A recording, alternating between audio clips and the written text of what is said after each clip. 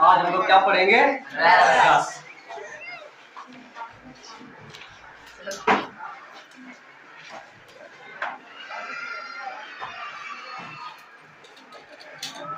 रस का अर्थ क्या होता है? आनंद।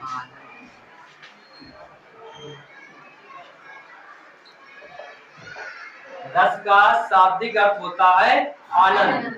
जहां पर हमें किसी काव्य को पढ़ने, सुनने या नाटक को देखने से हमें जिस आनंद की अनुभूति होती है वो हमारा रस कहलाता है।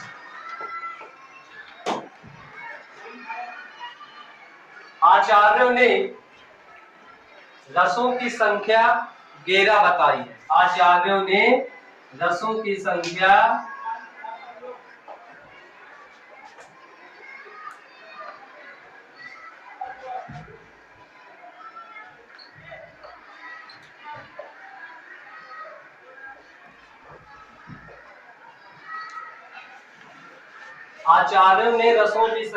11 बताई है।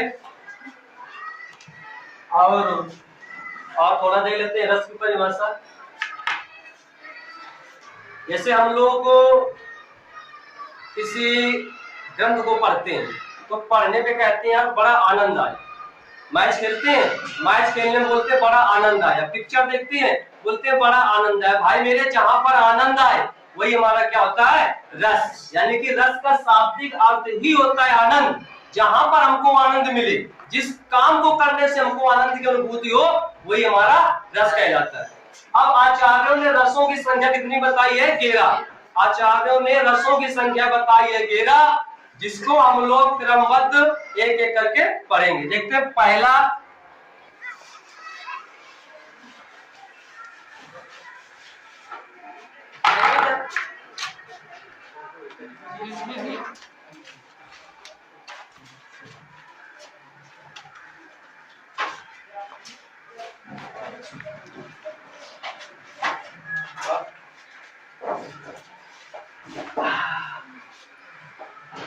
पहला हमारा आता है श्रृंगार रस। पहला हमारा आता है श्रृंगार रस, जिसका स्थायी भाव होता है रति। श्रृंगार रस का स्थायी भाव क्या होता है? रति। अब ये भी पता होना चाहिए कि रति का अर्थ क्या होता है। तो रति का अर्थ होता है हमारा प्रेम। रति का अर्थ क्या होता है? प्रेम। श्रृंगार रस का स्थायी भाव होता है रति और रति का अर्थ होता है प्रेम। और प्रेम होता है दो प्रकार का। प्रेम होता है दो प्रकार का। कभी व्यक्ति में मिलने की जिज्ञासा होती है तो एक वो प्रेम हुआ, और कभी कभी व्यक्ति में क्या लड़ाई झगड़े हो जाते हैं तो वो भी एक प्रेम का ही भाग है। यानी कि हम कह सकते हैं श्रृंगार रस दो प्रकार का होता है। श्रृंगार रस दो प्रकार का होता है।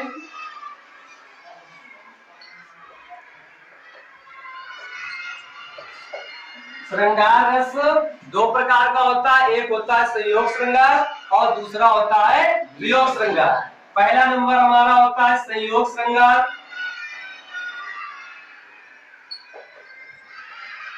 और दूसरा होता है वियोग श्रृंगार।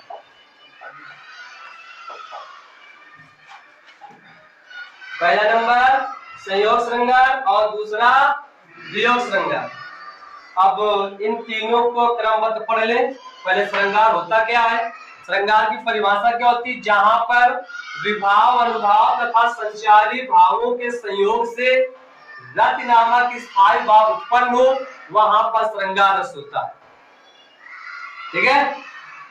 अब मैंने परिभाषा पे ये कहा बेटा कि जहां पर विभाव, अनुभाव और संचारी भाव, तो पहले हमको इनका अर्थ पता होना चाहिए। क्या क्या? विभाव,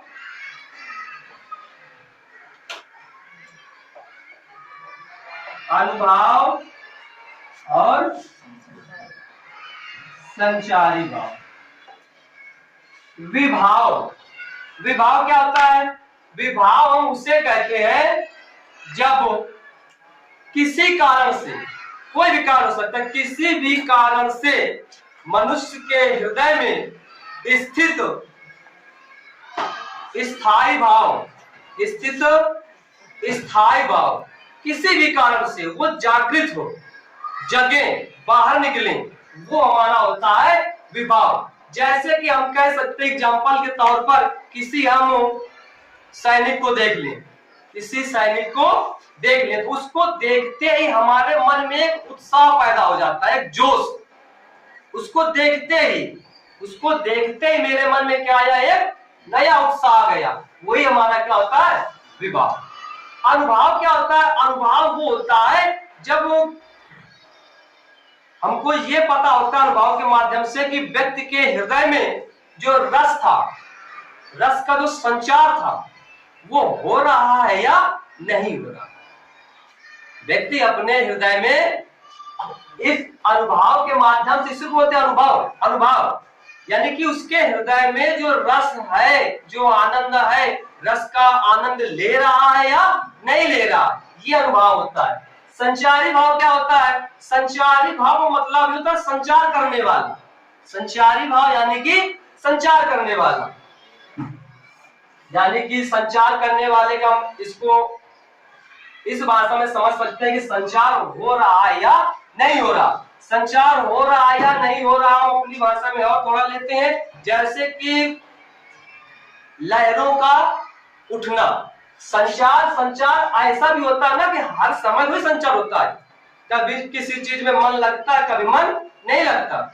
यानी कि जैसे कि मैं कह रहा हूं कि जैसे कि कोई नदी है, उसमें कभी लहर उठेगी और कभी लहर खत्म हो जाएगी। यानी कि मन में, मनुष्य के हृदय में कभी रस की उत्पत्ति होगी और कभी खत्म होगी। रस माने आनंद। कभी मन ऐसा कभी होता है क्या कि मन में हर समय व्यक्ति के मन में आनंद ही बना रहे। यार अभी आनंद है तो हो सकता है कुछ समय बाद वही व्यक्ति दुखी हो जाए। क्लियर, ये हमारा हुआ संचारी भाव, चलता रहता है, आना जाना, ऐसे चढ़ना उतरना, संचार करते रहना, ये हमारा हुआ संचारी भाव। आचार्यों ने जो संचारी भाव बताए वो टोटल 33 बताए। कितने बताए, 33। संचारी भावों की संख्या पेपर में कभी कभी पूछ लिया जाता है कि बताइए संचारी भावों की संख्या कितनी है, तो हम लोग बोल देंगे 33। बस, इससे ऊपर और कोई क्वेश्चन नहीं बनने वाला है। ठीक है, अब आते हैं हम लोग श्रृंगार रस में। श्रृंगार रस की मैंने परिभाषा बताई, जहां पर विभाव, अनुभाव तथा संचारी भावों के संयोग से रति नामक स्थायी भाव उत्पन्न हो, वहां पर श्रृंगार रस होता है। आपको धुआंधार रस पढ़ाऊंगा, कभी जीवन में भूलेगा नहीं। केवल अंत तक पूरा वीडियो देखते रहे। ठीक है, श्रृंगार रस कितने प्रकार का होता है, 2 प्रकार का होता है। नंबर 1 संयोग श्रृंगार, नंबर 2 वियोग श्रृंगार। रस का अर्थ मैंने बता दिया प्रेम, और प्रेम कैसा होता है, कभी मिलना तो कभी बिछुड़ना। संयोग का अर्थ होता है मिलना, संयोग का अर्थ क्या होता है, मिलना। और वियोग का अर्थ होता है बिछुड़ना।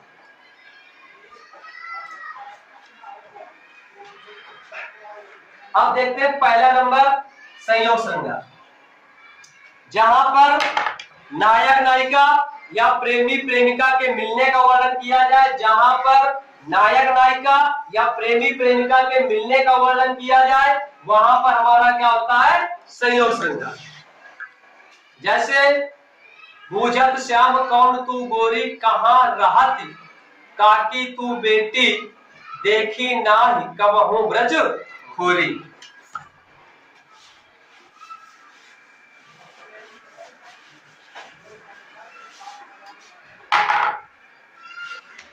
देखते हैं संयोग का उदाहरण।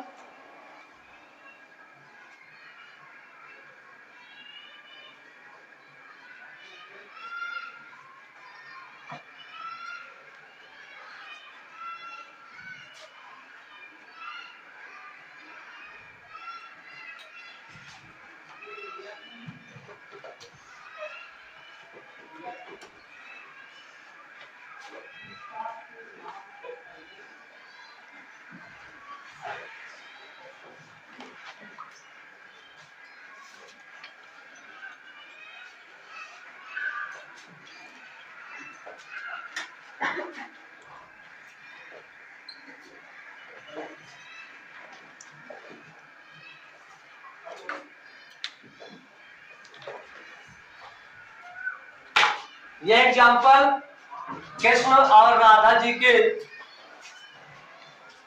संबंध में दिया गया है। बूझत श्याम, बूझत माने पूछ रहा है, श्याम यानी कृष्ण, कौन तू गोरी, गोरी यहाँ पर इस्तेमाल किया गया है शब्द राधा जी के लिए। कहाँ रहती, कहाँ रहती हो, काकी तुम बेटी, और तुम किसकी बेटी। जब पहली बार भगवान कृष्ण ने राधा जी को देखा तो वहां पर उनको देखते ही कृष्ण जी को राधा जी से एक अलग ढंग का, यानी कह सकते हैं अपने हिसाब से प्रेम, उनके हृदय में उनको देख करके एक प्रेम जगा। और वहां पर जो कृष्ण जी हैं, जो राधा जी हैं, इन्हीं दोनों हम लोग को मान लेंगे नायक नायिका, या भी मान सकते हैं प्रेमी प्रेमिका। तो जब भगवान कृष्ण जब पहली बार राधा जी को देखा तो वहां पर भाई दोनों लोग प्रत्यक्ष खड़े हैं ना, कृष्ण जी भी खड़े हैं, राधा जी भी खड़े, दोनों लोग खड़े, जहाँ पर नायक नायिका दोनों उपस्थित हो वही संयोग होता है। तो वहां पर भगवान कृष्ण क्या कह रहे हैं, बूझत श्याम कौन तू गोरी, कहाँ रात काकी तू बेटी, देखी नाई, मैंने कभी नहीं देखा कब हम ब्रज खोरी। इस ब्रज की गलियों में, इस ब्रज के गांव में तुमको कभी नहीं देखा, पहली बार देखा है, तुम किसकी बेटी हो, कहाँ रहती हो। ठीक है, ये हमारा एग्जाम्पल हो गया संयोग श्रृंगार। और अनेक एग्जाम्पल, जैसे किसी को अगर इस टाइम में चाहिए तो वो भी है, अगर 2025 वाला मॉडल चाहिए तो वो भी है। उसमें आप लोग कई जो हमारे गाने होते हैं वो भी हम लिख सकते हैं, वो भी सही है। जैसे कि देखा है पहली बार साजन की आंखों में प्यार, ये भी हमारा संयोग श्रृंगार हो जाएगा, क्योंकि यहाँ पर भी नायक नायिका और प्रेमी प्रेमिका के मिलने का वर्णन किया जाता है। आगे देखते हैं दूसरा हमारा वियोग। वियोग क्या होता है, वियोग होता है जहां पर बिछुड़ने का वर्णन किया जाए, यानी कि जहां पर नायक नायिका या प्रेमी प्रेमिका के बिछुड़ने का वर्णन किया जाए, अलग होने का वर्णन किया जाए, वहां पर हमारा होता है वियोग श्रृंगार। उसका उदाहरण देख लीजिए।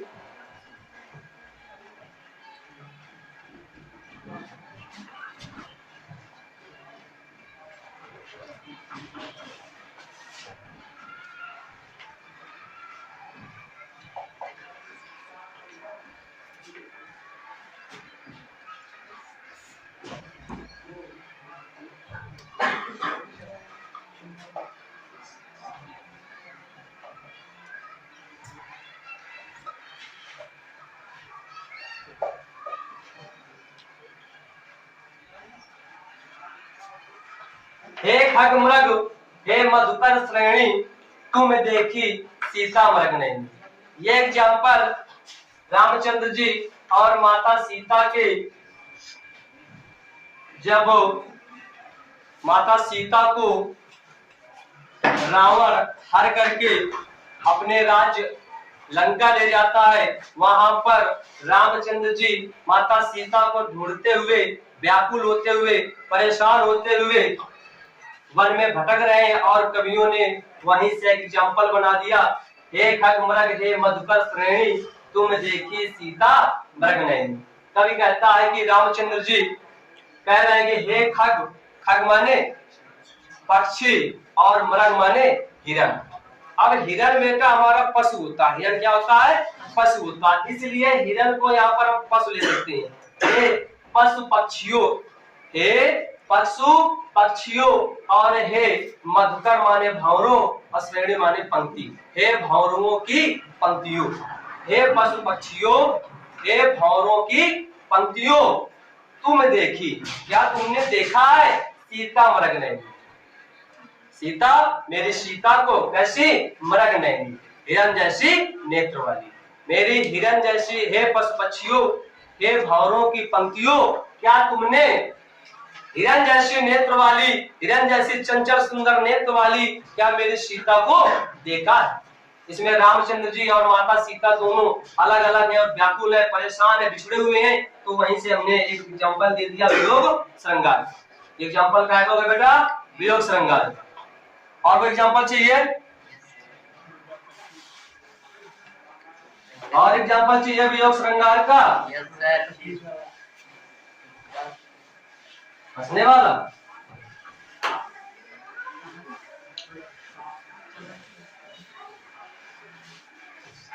वियोग श्रृंगार का और एग्जाम्पल दे सकते हैं।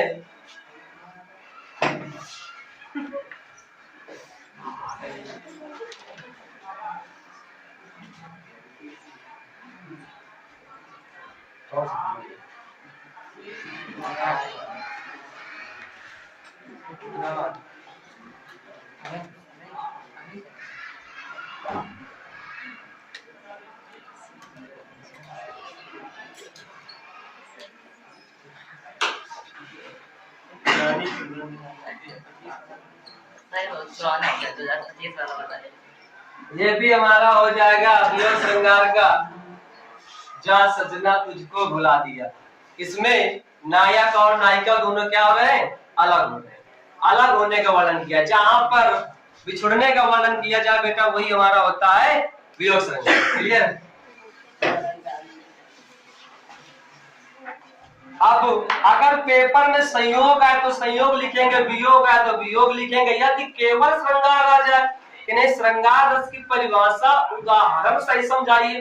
तो जो मैंने पहले बताया वही परिभाषा लिख देनी, जहां पर विभाव, अनुभाव तथा संचारी भावों के संयोग से रति नामक स्थायी भाव उत्पन्न हो, प्रकट हो, पैदा हो, वो हमारा क्या होता है, श्रृंगार रस।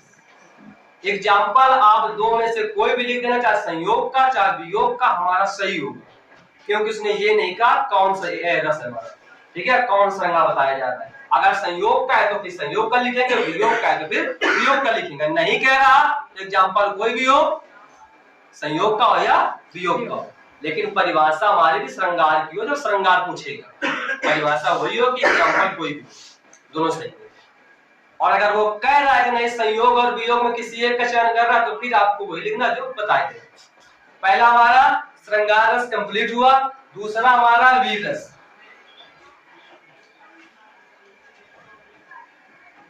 वीर रस, इसका स्थायी भाव होता है उत्साह।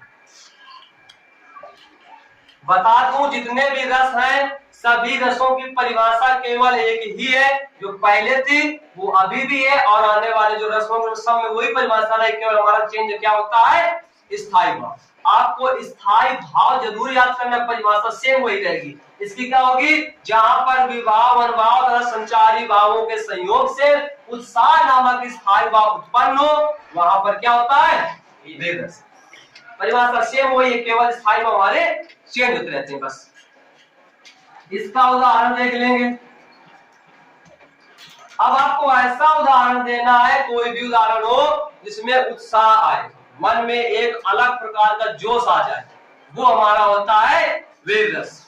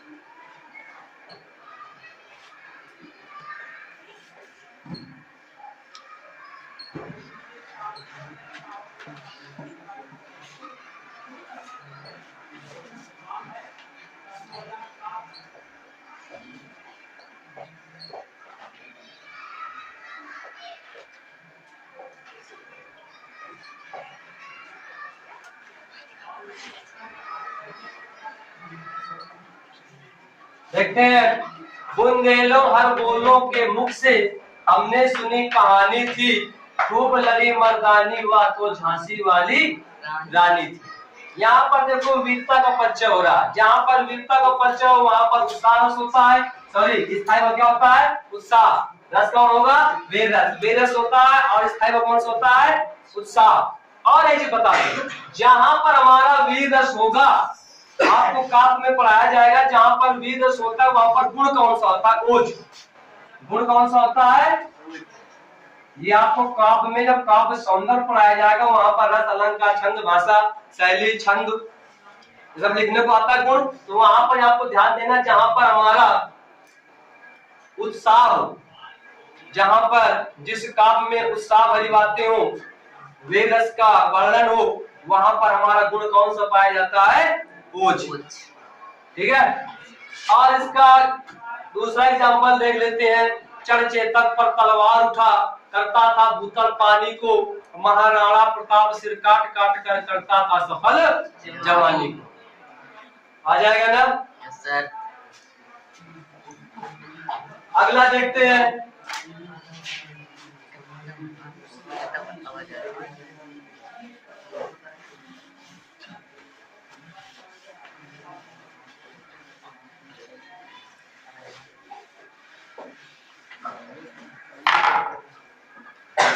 तीसरा,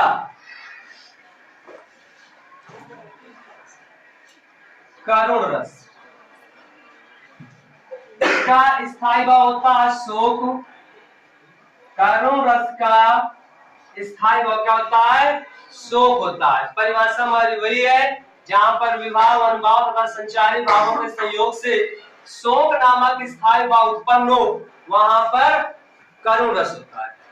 इसका उदाहरण देख लीजिए।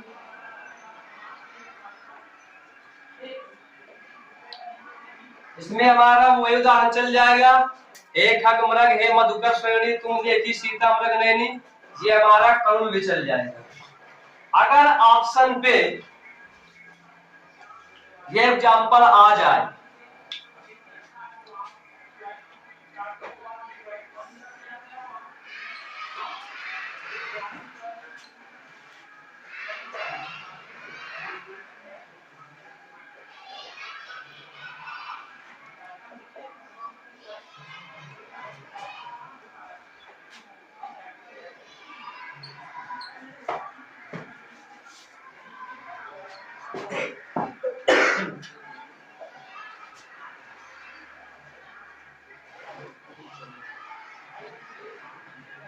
एक हक मृग है मधुकर श्रेणी, तुम देखी सीता मृग नैनी। यहाँ पर भी दुख है, करुण है, तो यहाँ पर भी हमारा ये एग्जाम्पल चल जाएगा।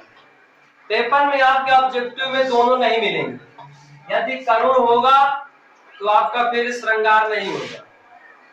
ठीक है, करुण नहीं होगा तब श्रृंगार हो सकता है। श्रृंगार दोनों पार्ट हो सकते हैं, संयोग और वियोग, और दो और कोई रख सकता है।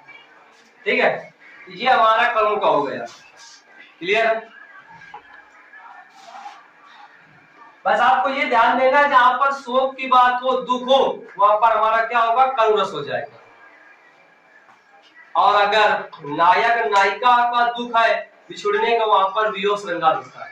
लेकिन मैं बता दूं, ऑप्शन में आपको दोनों चीज नहीं मिलेंगी।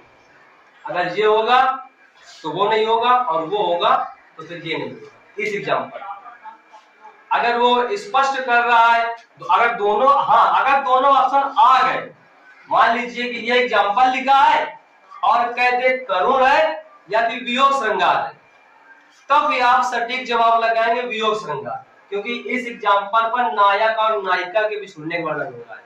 तो फिर हम लोग किसमें लगाएंगे? वियोग श्रृंगार।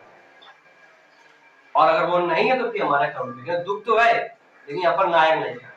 हाँ, अगर दुख इनके अलावा और भी किसी चीज का है, और भी किसी चीज का है, किसी के मर जाने का या किसी के कुछ चीज खो जाने का, वो व्यक्ति बहुत आहत है, दुखी है, तो फिर हमारा करुण रस होगा। कौन सा रस होगा बेटा? करुण। ये हमारे 3 हो गए कंप्लीट।